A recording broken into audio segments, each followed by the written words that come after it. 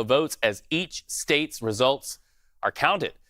It's a masterclass in how these things work in the peaceful transition of power. Now, let's talk about the contrast that wasn't so peaceful 4 years ago. Today's event's drastically different compared to the scene that unfolded at the Capitol building. Thousands of Trump supporters descended on the steps of our nation's Capitol to stop the 2020 election certification of then President-elect Joe Biden. Well, it came just moments after the former president told the crowd of supporters, quote, to fight like hell, the words of now President-elect Donald Trump. Well, that attack left 5 people dead and at least 150 law enforcement officers injured. Still, lawmakers today confident that the process will run smoothly. House Speaker Mike Johnson had this to say moments before entering chambers. The two houses will get together and we'll get it done, so stay tuned. This is a great day for the country. We're going to certify the election of Donald J. Trump as the 47th president. That's our focus today, so stay tuned for the rest of it. And we have new polling on how Americans are feeling about those who participated in that attack. And look at the difference. In 2021, 21% of people approved of the action of rioters, 21%. Now that number has jumped to 30% who approve of the action of rioters. The number of Americans that disapproved of the attack dropped from 51% to 30%. CBS News congressional correspondent Scott McFarland joins us for more on this. Scott, pretty fascinating to see the change in numbers, and no doubt lawmakers are aware of that today. Yeah, this was a riot that maimed police officers. They were gassed, they were beaten by hands, by bats, by hockey sticks, by chemical spray. That there's a shift in public opinion at all on this issue confuses any number of members of Congress who think unequivocally this was one of America's worst days and should always be remembered as such. But that really is the undertone to what's happening now inside the chamber as they certify this election. This is typically a ministerial task, one in which there's often far from perfect attendance. Happens in a matter of minutes, maybe close to an hour. It is a recitation that would even make a poli-sci professor yawn most years. Post-January 6th, obviously there's been a sea change in the awareness about the January 6th electoral certification. Republicans are touting their presence in the chamber after a snowstorm to be there to certify Donald Trump as the winner. This is not the sleepy affair it used to be, at least not this year. At least not this year. Do you think that's why Vice President Kamala Harris put out that statement, went on camera, talking about the importance of doing her duty and being about the business of the people and just keeping this, as you say, ministerial? Yeah, I think she wants to put any concerns to rest that this would be anything but an ordinary process, a ministerial process, as they call it. Also building a contrast, isn't she, between today and what happened 4 years ago, when not only was the electoral count disrupted, pushed back an entire day by the rioters, but obviously there was bloodshed, there was deaths, there were security threats. There were members of Congress trapped in that chamber January 6, 2021, texting their loved ones they worried they were about to die or be murdered at the hands of people chanting their names, saying, "Hang Mike Pence, where's Nancy Pelosi? I want to shoot her in the brain." That's what the rioters were saying outside the windows they smashed on January 6, 2021. Let's also read why this place is a fortress, even by congressional standards today. They have a Super Bowl level security posture here with 8-foot black metal fencing surrounding the entire complex. Swarms of federal agents, Capitol Police, local police, law enforcement as far as the eye can see. Because of what happened 4 years ago, there's no intelligence that there was going to be a disruption today. There's still no sense anybody's going to object to this certification, but it is a different feel here. The aftermath, the storm cloud of that riot remains. Well, and meanwhile, Scott, federal agencies continue investigating the people involved in that Capitol insurrection. What updates do you have, if any, on that front? 4 years to the mark, there have been 1,600 people charged for their role in the Capitol riot. That happens to be the largest criminal investigation and criminal prosecution in U.S. history. About 1,000 of them have pleaded guilty. They've acknowledged the crimes they committed. About 600 of them are accused of actually assaulting or resisting police officers physically. And about 600 people have gone to prison or are currently in prison. The promise of pardons for any number of defendants hangs over these proceedings. That could happen as early as 2 weeks from today, when outside the building, Donald Trump takes the oath of office. But first, today's election certification. Scott McFarland, we know you are there to report on it. We expect to see you live on CBS Evening News as well. Thank you so much. All right, so Capitol Hill law enforcement and federal security agencies operating on high alert, as you just heard Scott say, they're going to be on high alert for the rest of the month because they really have a huge goal. They want to prevent another attack against Congress like the one that happened that Scott was talking about 4 years ago today. So for the security measures in place, we now go to CBS News Homeland Security and Justice reporter Nicole Skanga. Okay, Nicole, aside from the fact that it looks very cold where you are, give us a sense of those security measures. I see a lot of barricades there behind you. Yeah, Reed, very cold where we are, very snowy, very wintry, but I can tell you, having stood here 4 years ago, the security posture looks like night and day compared to January 6, 2021. You can see just behind me this 8-foot steel ring that is surrounding so many of the federal buildings here downtown, some of the museums, and of course, the U.S. Capitol behind me. And part of the reason the posture has been stood up this way by federal and local law enforcement is because today is what's called a national special security event. That is the highest federal security proclamation that could be given. And what it does is it unlocks thousands of officers from across different federal agencies, not just U.S. Capitol Police and the U.S. Secret Service, but also, Park Police, ICE, CBP, FBI, all working here to ensure that this event is safe. And we are at a really historic moment right now because we actually have 3 of these kinds of national special security events happening within 15 days. Of course, today, the certification of the electoral count happening as we're speaking now. But in addition, to that point, Nicole, Jimmy I want to Carter, jump in former because president's funeral. To that point, we want to jump in because it just started. Stay with us for a second. We want to let our viewers hear what you're talking about. And count the votes of the electors of the several states for President and Vice President of the United States. After ascertainment has been had that the certificates are authentic and correct in form, the tellers will count and make a list of the votes cast by the electors of the several states. The tellers on the part of the 2 houses will take their places at the clerk's desk.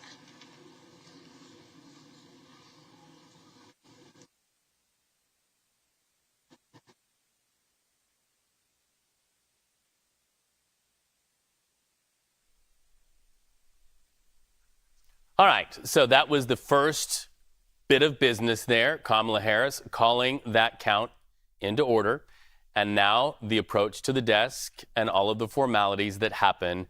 The gavel just before we were able to stop our conversation with Nicole, and Nicole is still standing out in the cold for us there. Kamala Harris, Vice President of the United States, at least for now. She hit the gavel and started. Let's listen now as it looks like we're going to begin again. Without objection, the tellers will dispense with reading formal portions of the certificates. After ascertaining that the certificates are regular in form and authentic, the tellers will announce the votes cast by the electors for each state, beginning with Alabama. Senator Fisher.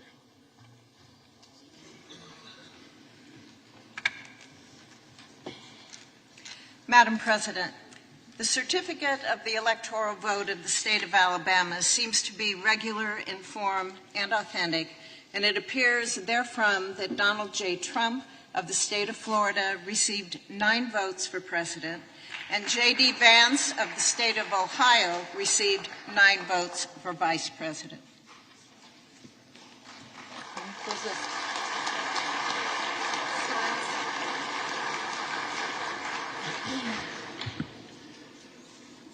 Madam President, the certificate of the electoral vote of the state of Alaska seems to be regular in form and authentic. Therefrom, that Donald J. Trump of the state of Florida received 3 votes for president, and J.D. Vance of the state of Ohio received 3 votes. All right, and so there you have it with the first 2 A's of the alphabet. They will continue going in alphabetical order, reading the certification right there, state by state, and this is how it will go for the next hour or so. Let's bring in Nicole Killey. Nicole, you have seen this, you have studied this, and it doesn't look like this is going to take a long time. It will just take about that long per state. Well, this is a pretty routine procedure that has transpired in our nation's democracy for the better part of over 200 years. And so this is just formality in terms of certifying the results of the 2024 election. So what you're watching right now is that, as we heard the vice president there call for the tellers, and these are members of Congress representing each chamber. So this is done in a bipartisan and bicameral fashion where you have them kind of going through each state in alphabetical order, reading out that electoral count. We remember so much back in November on election night where we talked about that path to 270. And of course, each state has a certain number of electoral votes. And so those electors then are selected by the states. They certify the results on a state level, and then those certificates are then presented to Congress. So that is kind of what you are seeing them read out. That is Deb Fischer right there, who is a member of the Senate Rules Committee. Prior to that, we saw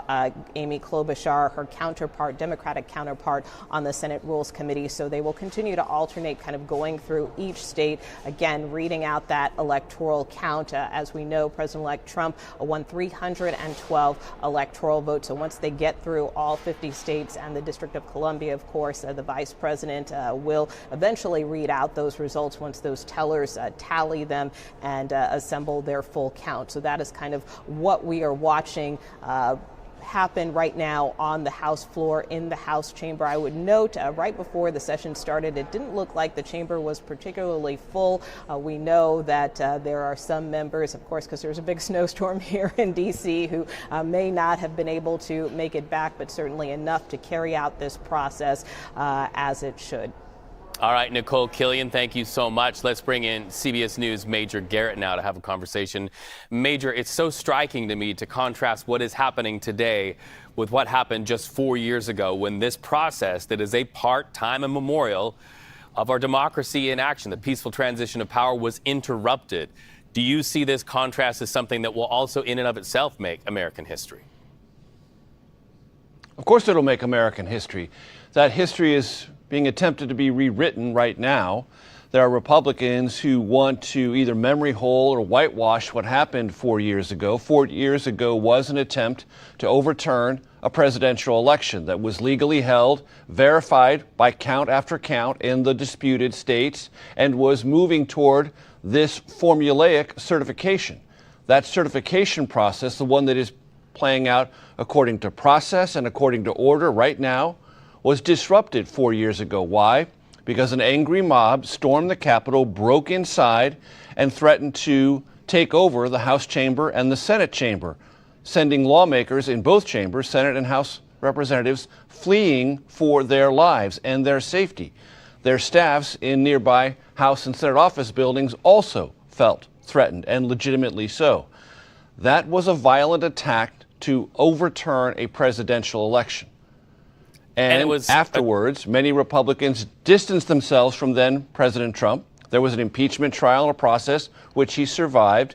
And then for the last 3.5 years, there has been a gradual, persistent, and we must underscore, successful political process by Donald Trump to make what happened 4 years ago today less than it appeared at the time. That succeeded politically does not take away the historical significance or the crimes committed on that day. Well, and Major, a lot of people have said that was a national tragedy, what happened, and that's really speaking light on what happened 4 years ago. And under any other circumstances, you would expect on the 4-year mark after a national tragedy for lawmakers to have something to say about it. Are you hearing anything from Capitol Hill, from either side, that marks this 4-year mark since that tragedy? Democrats are marking it in a very muted sort of way. When asked how do they feel about this, they will say, I remember this process 4 years ago. I remember the fear. I remember the injuries inflicted on Capitol and Metropolitan police officers defending the Capitol complex. Republicans aren't talking about it in any context other than Trump won, let's certify, let's get on with things, as if it never even happened. And again, that is a political response to a national tragedy. That political response prevailed in the 2024 election, gives President-elect Trump what he regards as vindication. It's not legal vindication. It is political vindication. And there was a great clash between law and politics over this 2024 election and the unique refusal of a sitting president to accept a free and fair election in the country for the first time in our entire history. And that President-elect Trump is on the verge of returning to that office. Having done that, he says, proves that if he wasn't right in the particulars, he was right in the atmospheric outrage he felt about that election. His supporters felt it, and a sufficient number of Americans did not believe that disqualifying enough to deny him a return to the White House. That he's on his way back, for him, is the ultimate political victory. Well, and let's talk about something that we heard over and over on the campaign trail by the president-elect, and that's the P word, pardons. What are some of the options that he has on his desk as it relates to pardons for the January 6th insurrectionists, Major? So some 1,600 have either pled guilty or been convicted of crimes related to the riot on Capitol Hill on January 6th. Presidential powers are sweeping. They are, and the term of art is plenary. They cannot be challenged, not by Congress, not by the courts of law. Presidential pardon is absolute. So, President-elect Trump has said, when asked, that he will take these pardons on by a case-by-case basis. There are people in the Capitol complex circling it right this afternoon, advocating for everyone, even those who committed acts of violence repeatedly, either on their way up the Capitol steps or inside the Capitol, to give them full pardons. Violent criminals, essentially assaulting people, assaulting officers of the law, Capitol Police or Metropolitan Police, they should get pardons from President-elect Trump once he takes office. President-elect Trump hasn't said he's willing to go that far, but there is certainly political pressure to do that. I think it is quite clear he intends to pardon most, if not all, of those not convicted of or who pled guilty to the most serious acts of violence associated with January 6th. What's so striking to me, Major, is also on the campaign trail, not only this election cycle, but the cycle before that, Donald Trump ran as a candidate who said over and over and over he was pro-police. And so in that environment, with those stated sentiments, it is also worth noting that police officers took the brunt of what happened on January 6th. So as we go into the consideration that a blanket pardon is one of the options, that's quite striking, is it not? It is striking, and it's something that the American public debated. Certainly Democrats tried to pay attention to and play up for consideration in the presidential campaign. Many of the wounded officers lent their voice to that, saying, wait a minute, if this political party, the Republican Party, led by Donald Trump, is pro-police, how can it turn a blind eye to these acts of violence committed against us? And the political answer from the Trump universe was as follows. Those were police officers protecting a corrupt place and a corrupt system. They deserved, therefore, to be beaten up. That's the essence of the Republican and pro-Trump orientation to that question.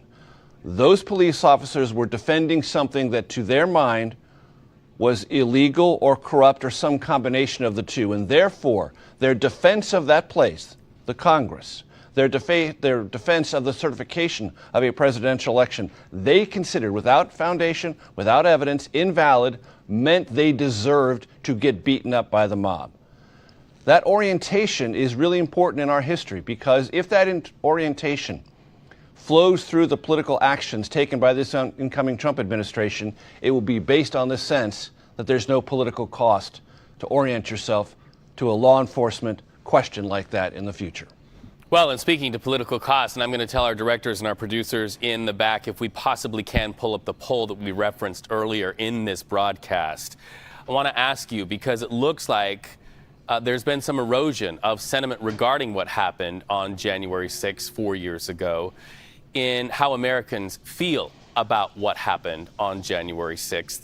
Used to be more Americans then said that they did not approve of what happened on January 6th. And as of today, that polling showed that there are less people who question or have a problem with what happened there than when we first asked them 4 years ago. Is that a political win? Is that a showing of erosion that the January 6th Commission just did not make an adequate case to the American public with the facts? It's a combination of things. One, Donald Trump learned this very early in life.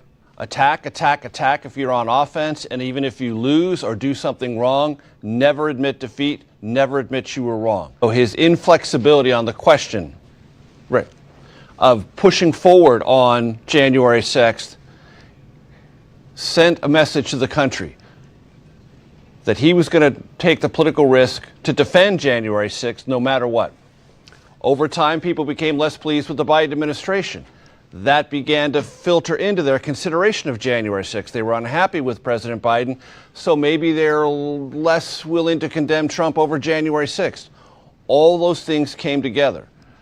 Many Americans still consider January 6th a tragedy, but not enough politically for it to make a pivotal difference, rather, for Kamala Harris.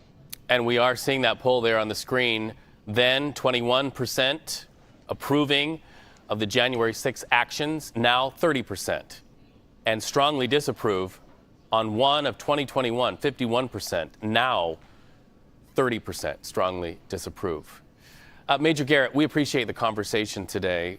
We want to now talk to Nicole Skanga, CBS News Homeland Security and Justice reporter. Nicole, you were there that day 4 years ago, and you see these polling numbers right there. How does that hit your ears as somebody who was there and witnessed it in real time?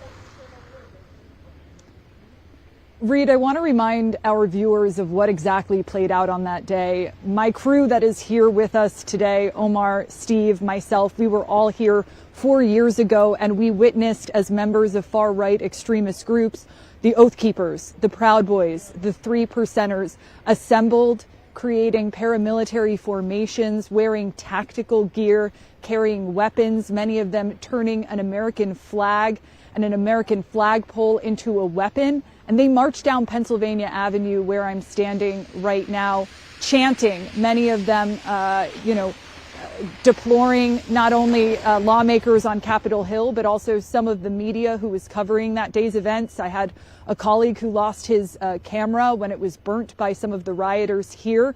At many points in time, we had to duck and cover out of fear of our own safety. It was a very, very different scene. And 20 years after 9/11, really a wake-up call to the intelligence community at all.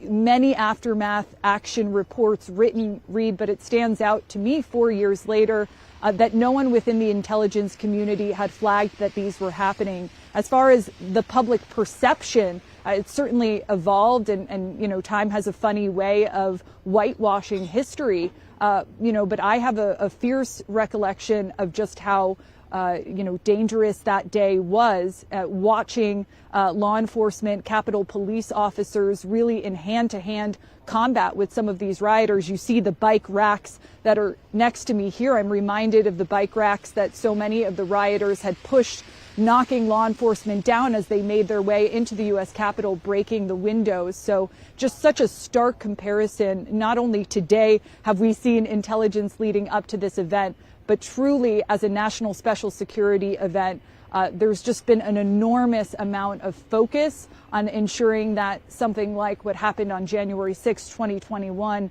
never happens again. Well, and for our viewers who are just now tuning in, whether on your television set, your computer, in the palm of your hand, if you're just joining us, we're having this conversation with Nicole Skanga and our other CBS News experts and correspondent as Congress begins the process to certify the 2024 election results ahead of that Trump inauguration. But speaking to that contrast, you were there 4 years ago. You say you felt at times that you were in danger for your own life. Is that why we're seeing so many security barricades all around you today, Nicole, out there in the cold? Yeah, and you can see that there's 8-foot steel walls, fencing erected beside me. Yes, of course, it is, protecting some of these federal buildings that are actually closed today because of, all of this weather. But these will actually remain up through the inauguration, Reed. And we should point out, we were talking before the electoral count, that certification process unfolded, that we have a really unprecedented lineup of high-profile security events happening in Washington this week and in the coming weeks. So today, of course, January 6th. But also in a couple of days, the funeral for former President Jimmy Carter, which is also a national special security event. And then January 20th, we have the inauguration. It doesn't get more high profile profile than that when it comes to security. And we will see a number of protests, play out in between now and then here in the nation's capital. So, we always say law enforcement on high alert, but this time around, again, really an unprecedented posture for federal agencies, across the board, FBI, United States Secret Service, U.S. Capitol Police, all who are working in tandem to protect these events. And we should point out that all of this sort of winter weather is contributing in a challenging way. Of course, nothing changing what's happening on the Hill today, but we do know that right now they're actually erecting behind us some heating stations that will be up ahead of former President Carter's funeral to ensure that everyone is safe. We could see a change perhaps in the funeral procession route. And oftentimes we should note that, security here in Washington, D.C. uses snow plows to block some of the streets, sort of hardening some of the security around the nation's capital and around the Capitol building. Obviously, those snow plows very hard at work today. So some contingency planning bound to happen, in the coming days, just to ensure that this posture is what it needs to be, frankly, for such a, high profile series of events. None of which is happening in a vacuum, Reed, by the way, in the aftermath of the attacks in New Orleans and, of course, the explosion of the Tesla Cybertruck in Las Vegas. Law enforcement in an even more heightened state and on the lookout for copycat attacks. CBS News' Nicole Skanga, thank you so much. Nicole, I want you to go sit in the van and warm up your hands, my friend, or at least put them in your jacket and get warm. Thank you. Thank you so much. It's nice streaming with you. So continuing the conversation, deepening it, let's bring in CBS News senior investigative data journalist Steve Riley to the stream. Steve, you really did a deep dive on the January 6th Capitol insurrectionists and their criminal histories. Take us through what you found out.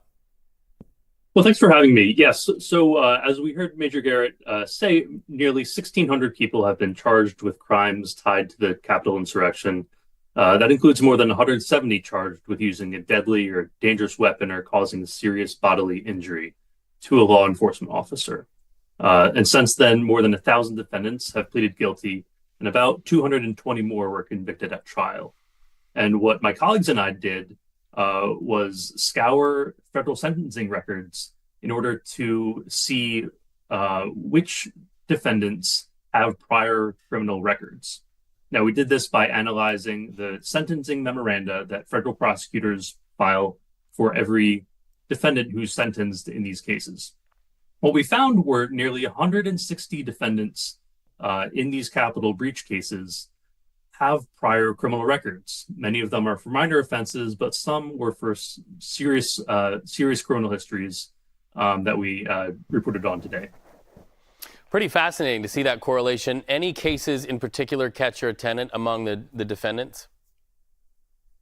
There's a broad range among these defendants who have prior criminal histories about what their records show. Some, like I said, were for minor offenses, a couple, single convictions over the course of their lives. Others were highlighted by DOJ prosecutors as having long criminal histories. One that might stand out is a defendant named Peter Schwartz. DOJ prosecutors in their sentencing memorandum said Mr. Schwartz had a, quote, jaw-dropping history of criminal offenses, nearly 38 prior convictions going back to 1991, several of which involved assaulting or threatening officers or other authority figures. All right, well, fascinating to see a deep dive on who these people are. No doubt President-elect Donald Trump is going to be doing the same if he hasn't already, because on the campaign trail, he talked about pardons. It will be fascinating to see if he does a blanket pardon or if he definitely takes it case by case. And if he does, whether he will take into account their criminal histories. Thank you so much for talking to us today on CBS News 24/7. So let's bring in CBS News political reporter Aaron Navarro. He's live in West Palm Beach right now. Aaron, usually I talk to you when you're on the campaign trail. We are now very well past the campaign trail, and now we have a president-elect and a vice president-elect. Any word out of Mar-a-Lago as to what is playing out in Washington, D.C. right now in the halls of Congress? Reed, good to be with you. We know that Trump posted this morning about the certification. He wrote, quote, "Congress certifies our great election victory today, a big moment in history." We are expecting to hear more from the president-elect and his transition team after the whole certification process is wrapped up later this afternoon. Jump in and go back to Washington, D.C. with gratitude for some of that information that you were able to give us in West Palm Beach, because they are now ending the count there with the last few states. We want to let our viewers hear the last few states being read. Let's go ahead and do that. The state of Minnesota received 13 votes for vice president.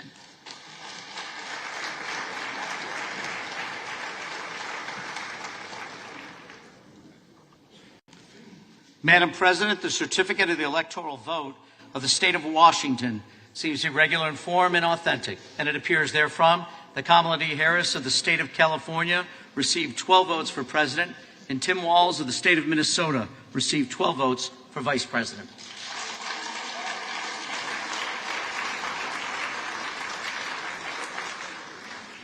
Madam President, the certificate of the electoral vote of the state of West Virginia seems to be regular in form and authentic, and it appears therefrom that Donald J. Trump of the state of Florida received 4 votes for president, and J.D. Vance of the state of Ohio received 4 votes for vice president.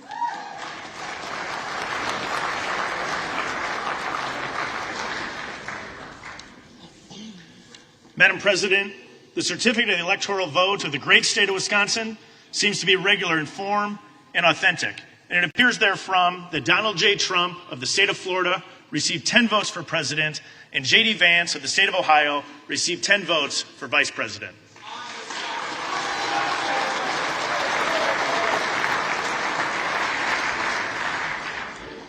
Madam President, the certificate of the electoral vote of the state of Wyoming seems to be regular in form and authentic, and it appears therefrom that Donald J. Trump of the state of Florida received 3 votes for president, and J.D. Vance of the state of Ohio received 3 votes for vice president.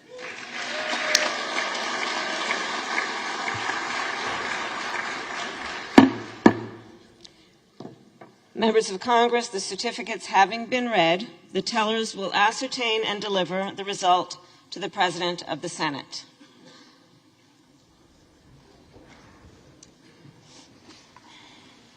The undersigned, Deb Fisher and Amy Klobuchar, tellers on the part of the Senate, and Brian Steele and Joseph Morelli, tellers on the part of the House of Representatives, report the following as the result of the ascertainment and counting of the electoral vote for President and Vice President of the United States for the term beginning on the 20th day of January, 2025.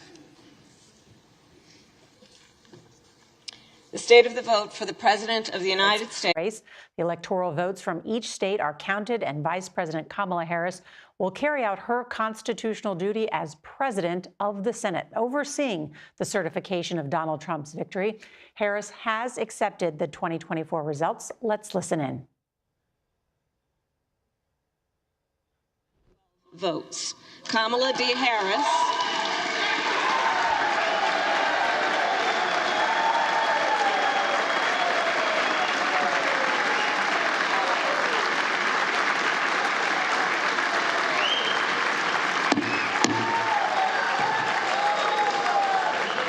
Kamala D. Harris of the state of California has received 226 votes.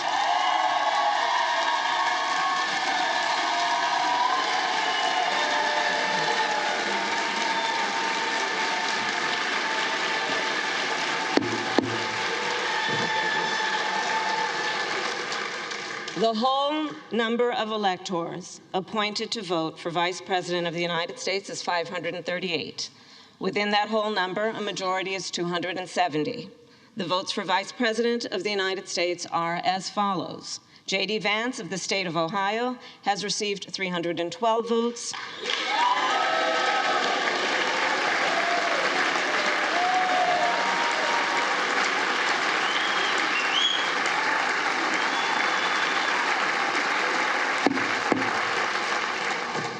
Tim Walz of the state of Minnesota has received 226 votes.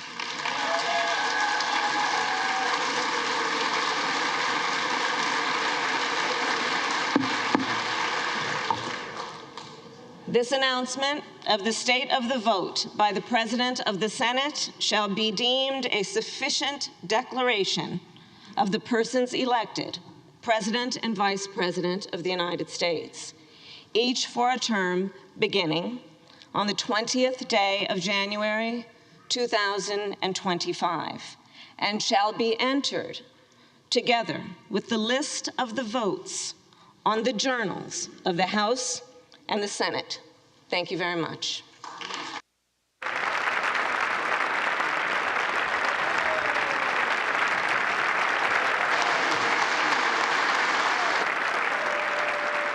The Vice President of the United States, Kamala Harris, receiving a standing ovation there as she stands just to the right of the Speaker of the House, Mike Johnson. The purpose of the Joint Senate having been concluded pursuant to She's Senate wrapping it up there in her ceremonial role as Vice President and President of the Senate there. This, of course, usually a ceremonial and uneventful as January 6th, something we don't normally come on the air to cover. But 4 years ago, you will recall that thousands of pro-Trump rioters stormed the U.S. Capitol, resulting in millions of dollars in damage. 140 officers were wounded. People died on that day. We were live on the air for more than 9 hours covering that assault on the U.S. Capitol. And so today, you witness again the peaceful transfer of power. With me here is Chief Election and Campaign Correspondent Robert Costa. And Robert, the President Joe Biden and Vice President Kamala Harris trying to present that this is the peaceful transfer of power, and that they acknowledge that Donald Trump will be the next president of the United States. Nora, good to be with you. As you said, this is a ceremonial moment for American democracy, a tradition to have the vice president oversee the congressional certification of a presidential election. But as you noted as well, it's important. It's important for American democracy and for the American people to see this unfold in real time. The country is functioning, even at a time of deep political divisions. And it brings back memories historically of January 1961, when Vice President Richard Nixon had to oversee the certification of John F. Kennedy's victory. You think back to January 6, 2001, when Al Gore had to certify the election of George W. Bush and Dick Cheney. Mike Pence, in January of 2021, was under pressure from now President-elect Trump to overturn the election. But Pence, as we've deeply reported here at CBS, decided not to use this moment for any political purpose. He oversaw the certification of that election. And so we see once again the functioning of American democracy on the House of Representatives floor. You see the Vice President, Kamala Harris, meeting with the congressional delegation, J.D. Vance, the Vice President-elect, shaking hands right there on the House floor. This was a bitterly fought election at many turns. But here is J.D. Vance, Kamala Harris, allies of both of these campaigns, mingling in the place they all convene to conduct the business of the people. And when Vice President Harris walked into the Capitol today, Nora, she was asked by reporters, what does this all mean to you? And she replied in one sentence, it means democracy must be upheld by the people.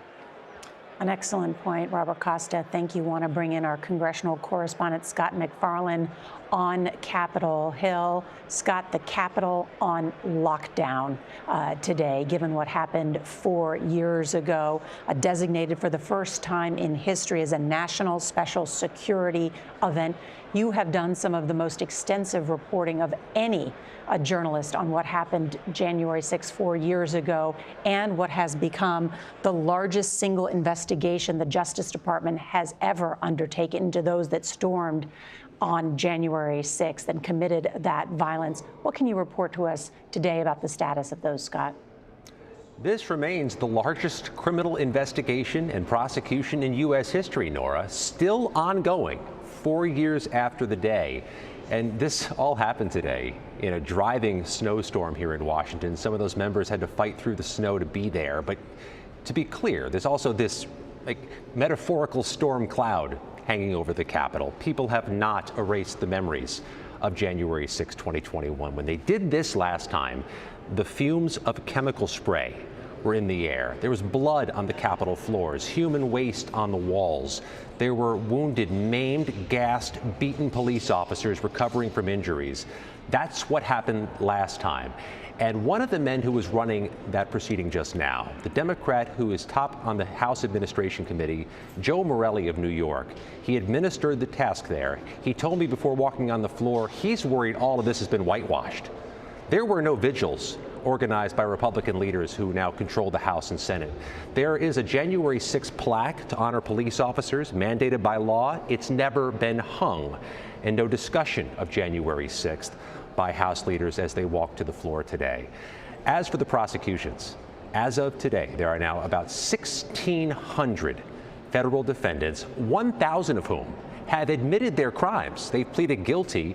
About 600 of them are accused of assaulting and resisting police officers, and not just with their bare hands, but with bear spray, knives, flagpoles. Nor there were guns brought by some of the rioters that day. One of them shot the gun outside the Capitol.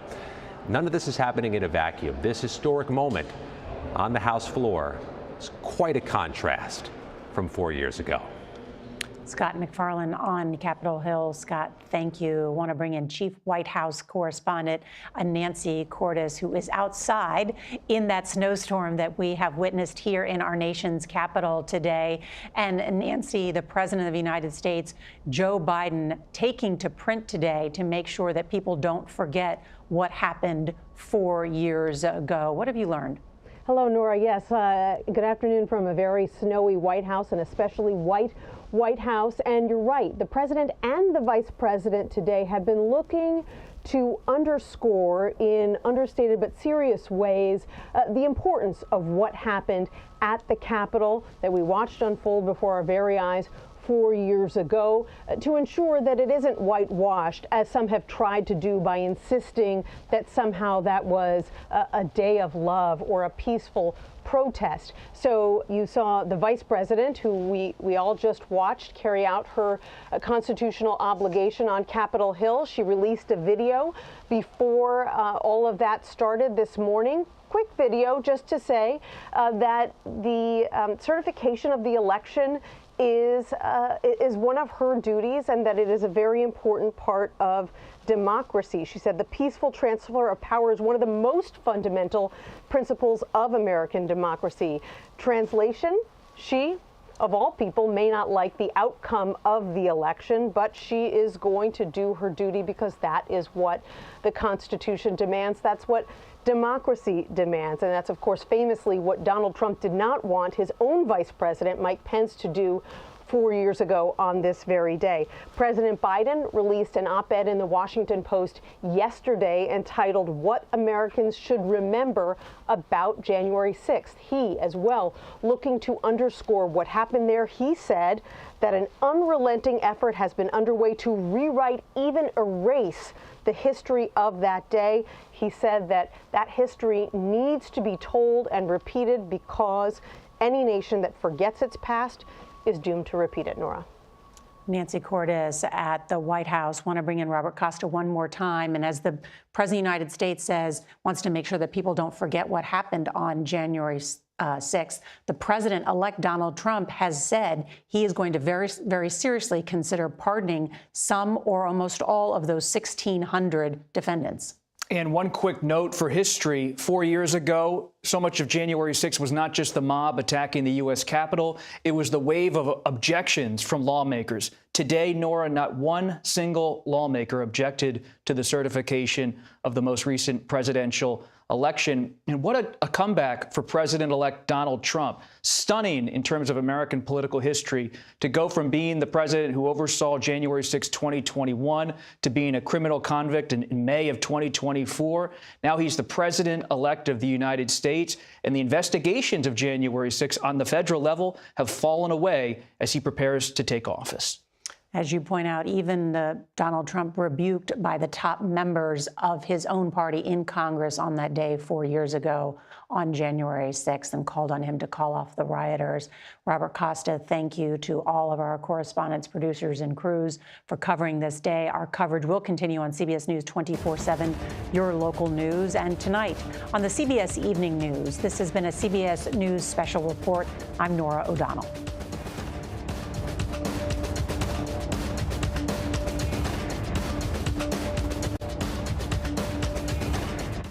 Our thanks to Nora and her team. Now we continue, as Nora mentioned, on CBS News 24/7 with this conversation. Let's go back to CBS News Chief Washington correspondent, Major Garrett. Major, we've been watching the handshaking down there on the floor. Looks like Vice President-elect J.D. Vance is the one a lot of people want to have photographs. What were your impressions as you watched now Vice President Kamala Harris go through that very procedure that now cements the 2024 election results? So when you cover Congress, and I did so for almost 20 years, you hear a phrase, read, regular order. What is regular order? That's the process by which the rules of either the House or the Senate are followed and everyone agrees to follow them. Why does that matter? Because in times like this, regular order is what produces the stability that undergirds the peaceful transfer of power. The language read by the vice president presiding over this process was very specific. The electoral certificates that she was counting were presented as regular in form and authentic. Those are not words that are just taken out of the dictionary randomly. They're part of the process by which we have historically decided that what happened in any given state is reflective of the vote in that state, and those electors therefore should be certified and credibly counted by Congress to convey not just to our country, but to the world that a peaceful transfer of power is about to commence and the election is over and now fully and completely verified and certified.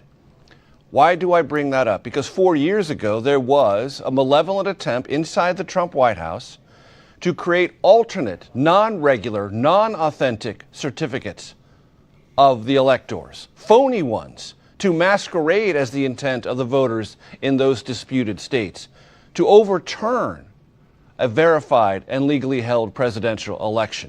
It was a shocking moment in American history. It will, regardless of the political verdict rendered in 2024 about January 6, 2021, always be a historical stain and a legal stain on this country. Regular order matters. What we are seeing is the preservation of regular order and, in no small part, its resurrection this afternoon here in Washington, D.C., and that it is bipartisan and collegial is, at one level, refreshing. You know, Major, as a writer, one of my favorite books on writing is called The Situation and the Story, Vivian Gornick. The situation 4 years ago was what it was.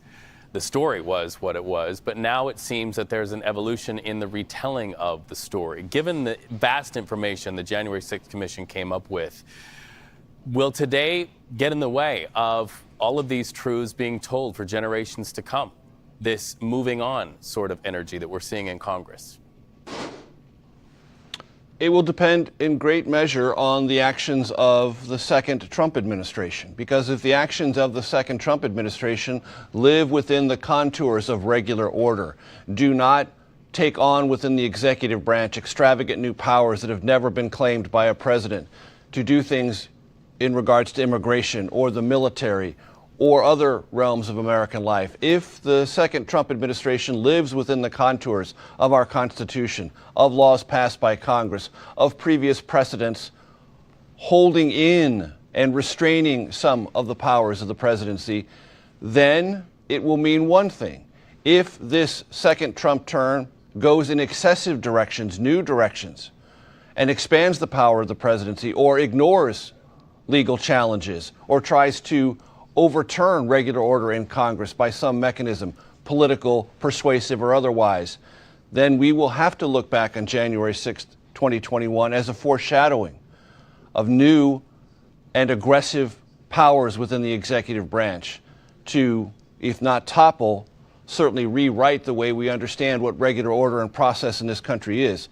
So much of how we remember and how much of a turning point January 6, 2021 will depend on the actions of the second Trump administration. And to that point, let me make one thing very clear.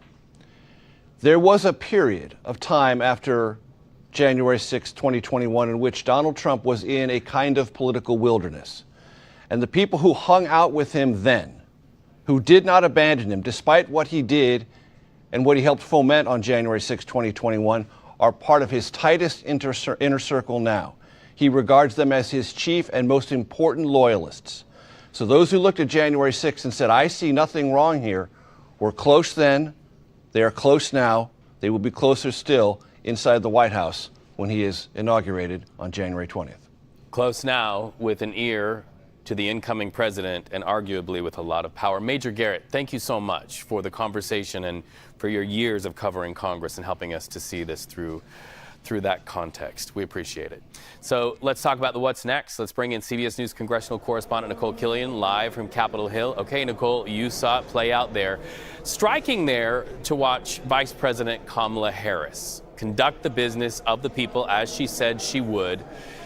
It's fascinating to look at how this could affect her personally and also politically. What are your impressions there about how the world will remember Kamala Harris after today politically?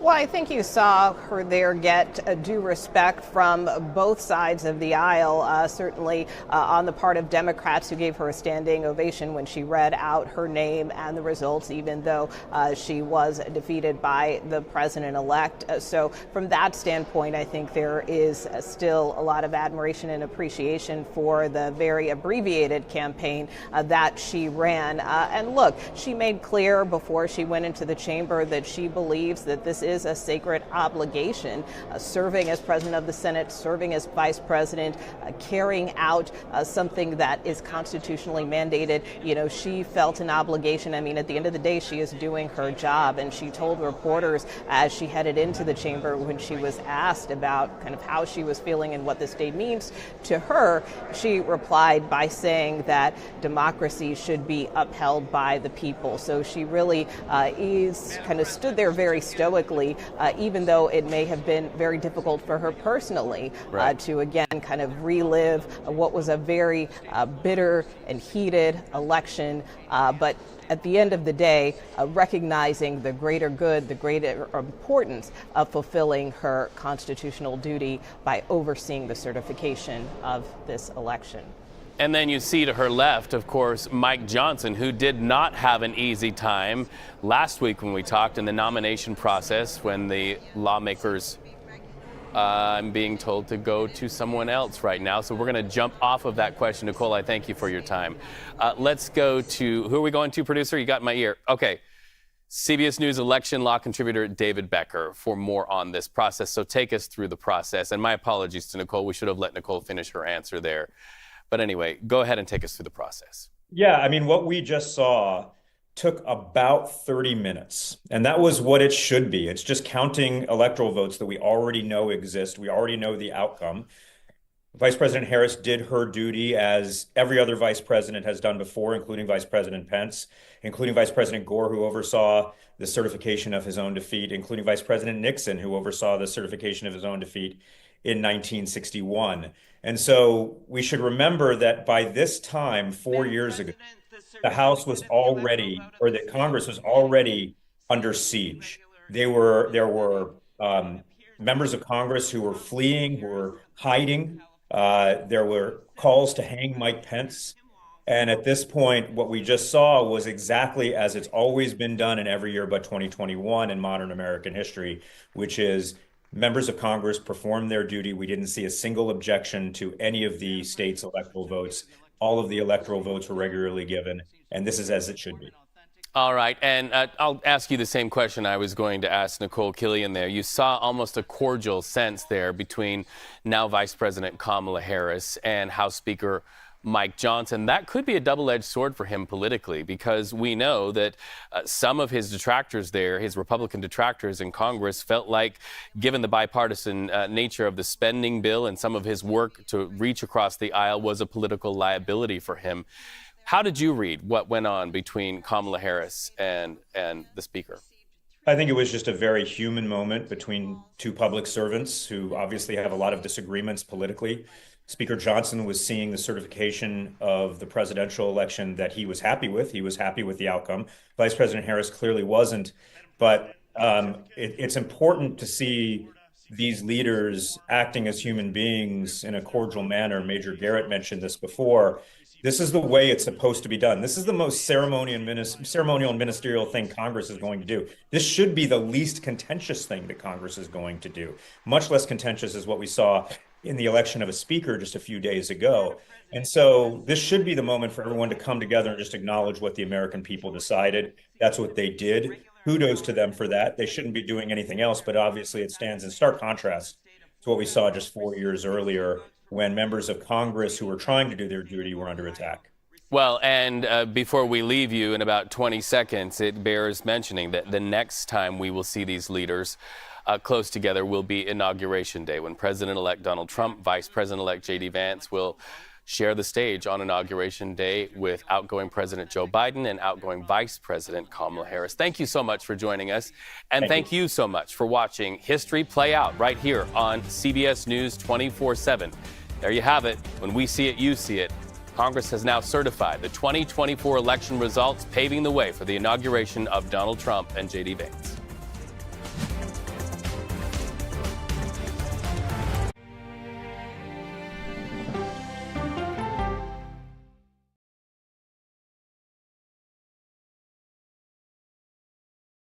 Politics isn't a game. The data says you do have a women problem. Politics is about policy. Isn't that giving people false hope? I'm a voracious consumer of information, and I'm impatient. I don't like to be spun.